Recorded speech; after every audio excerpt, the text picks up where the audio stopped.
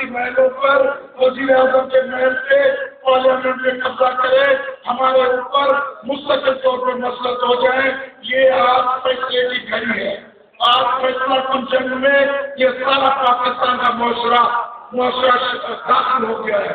ہم کہتے ہیں کہ اگر ہم سارے لوگ، ساری سیاسی پارٹیاں مل کر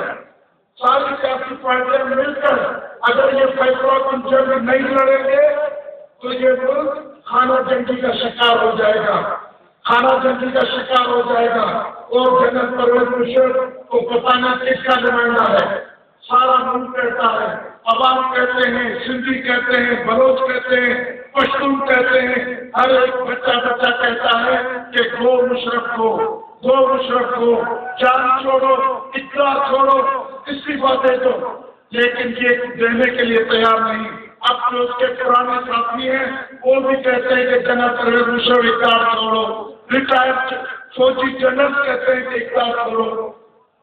اب تو صدارتی محل نے اس کے گھروں دیوار میں بھی یہ کہنا شروع کر دیا ہے کہ جنرل پرویز مشرف اقرار چھوڑو، یہاں سے دفع ہو جاؤ۔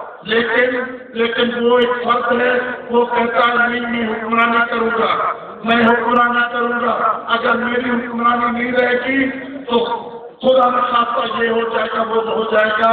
ہم کہتے ہیں کہ اگر یہ زیادہ وقت اختیار میں رہے گا، یہ جھوٹے اور خراب الیکشن کے ذریعے 5 سال کے لیے اور صدر کا میعاد اپنی شروع کر دے گا، تو یہاں پر خانہ جنگی کا خطرہ ہے۔ ہم پاکستان کے، کیونکہ ہمارا یہ مشترکہ فیصلہ ہے کہ ہم غلاموں کا پاکستان قبول نہیں کرتے، ہم جارح کا پاکستان قبول نہیں کرتے، ہم گولی اور جبر کا پاکستان قبول نہیں کرتے۔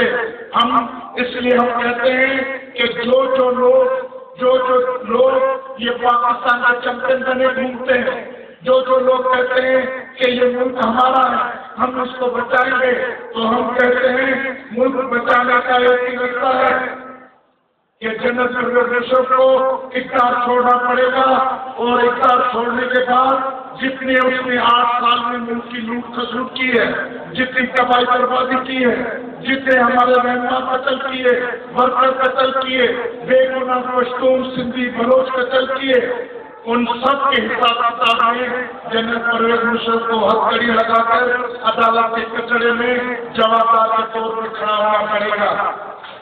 اور اس کے بعد chief justice of supreme court Chaudhry Iftikhar Mahmood Chaudhry کی سپریم کورٹ، اور وہی عدلیہ 2 نومبر والی عدلیہ بحال کرنی پڑے گی۔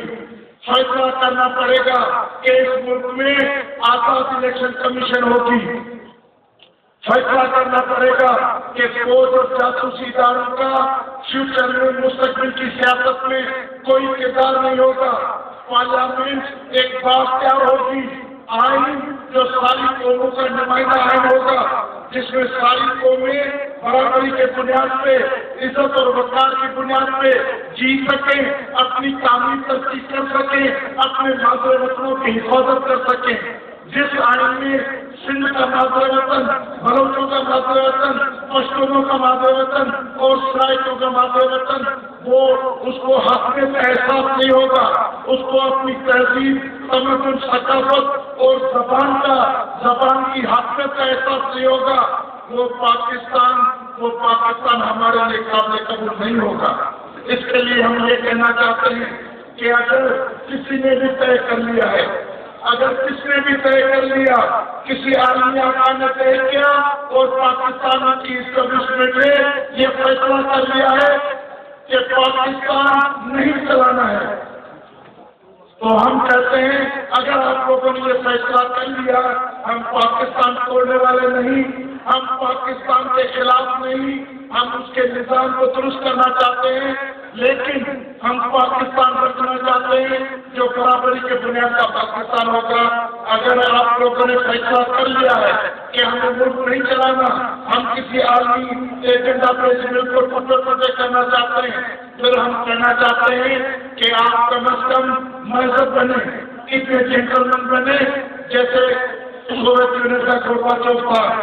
آپ کے پاس 2، 4، 6، 8، 10 نیوکلیئر وار ہیں، सोवियत यूनियन के पास हजारों न्यूक्लियर वार थे, हजारों न्यूक्लियर हथियार थे, लेकिन जब उन्होंने तय किया कि हम सोवियत यूनियन को अच्छा नहीं रख सकते, तो उन्होंने एक गोली चलाए बगैर, एक बेगुनाह का खून बहाए बगैर कौमों के नुमाइंदों को बिठाया और कहा कि अपनी अपनी रियासतें संभालो, आपसे सोवियत यूनियन खत्म। एक सोवियत यूनियन से 21 आजाद स्वतंत्र रियासतें बनी, कोई खून नहीं पाया गया। लेकिन यहाँ हमें डर है कि ये हुक्मरान लाखों बेगुनाहों का खून बहाना चाहते हैं। आज भी सिंध में इनके दहशतगर्द गवर्नर की हाकमियत है। आज भी क्योंकि यहाँ पश्तून बहुत ज्यादा कराची में अपनी गुजर करते हैं। मैं आपको बताना चाहता हूँ कि ये 10 दिन पहले की बात है कि 225 करोड़ रुपए का हथियार, जिसमें उसी MP5, क्लाशनकोव, SMG, LMG और रॉकेट लॉन्चर कराची के बंदर पे जहाज उतारा गया है और इन दहशतगर्दों को हथियार पहुंचाए गए हैं। हम पूछना चाहते हैं ये क्या इंसानों की खिदमत हो रही है, क्या मुल्क की खिदमत हो रही है। एक तरफ आप बेगुनाहों को हथियारों से कत्ल कर रहे हैं, दूसरी तरफ अपने दहशतगर्दों को आप और हथियारों की सप्लाई दे रहे हैं। ये जंग जो है वो इतनी आसान नहीं होगी। हम बताना चाहते हैं कि दहशतगर्दों के जो भी अज़ाम हैं, दहशतगर्द क्या कर सकते हैं। अगर जब हम अपनी इज्जत और हक के लिए लड़ना चाहेंगे तो मैं खुदा की कसम कहता हूँ, ये एरियो में दहशतगर्द 9-0 से भी बाहर नहीं निकल सकेंगे। वो क्या पश्तून से लड़ेंगे, क्या सिंधी से लड़ेंगे, क्या बलोच से लड़ेंगे, क्या किसी पंजाबी यहाँ उर्दू बोलने वाले से लड़ेंगे। इसके लिए हम कहना चाहते हैं कि अगर आपने फैसला किया पाकिस्तान आपसे नहीं चलता, कौमों के नुमाइंदों को बिठाएं, गवर्नमेंट कॉन्फ्रेंस बिठाएं और अल्लाह हाफिज करें इज्जत से, वक़ार से और पुरअमन तरीके से। और ये मौजूदा इलेक्शन अगर आजाद अदलिया की निगरानी में चीफ जस्टिस बार हो, उसकी सूरत में आजाद इलेक्शन कमीशन राणा भगवान दास का नाम जो है वो इस राय से लिया जा रहा है, उसकी निगरानी में अगर ये इलेक्शन होंगे, हम इलेक्शन में जाएंगे।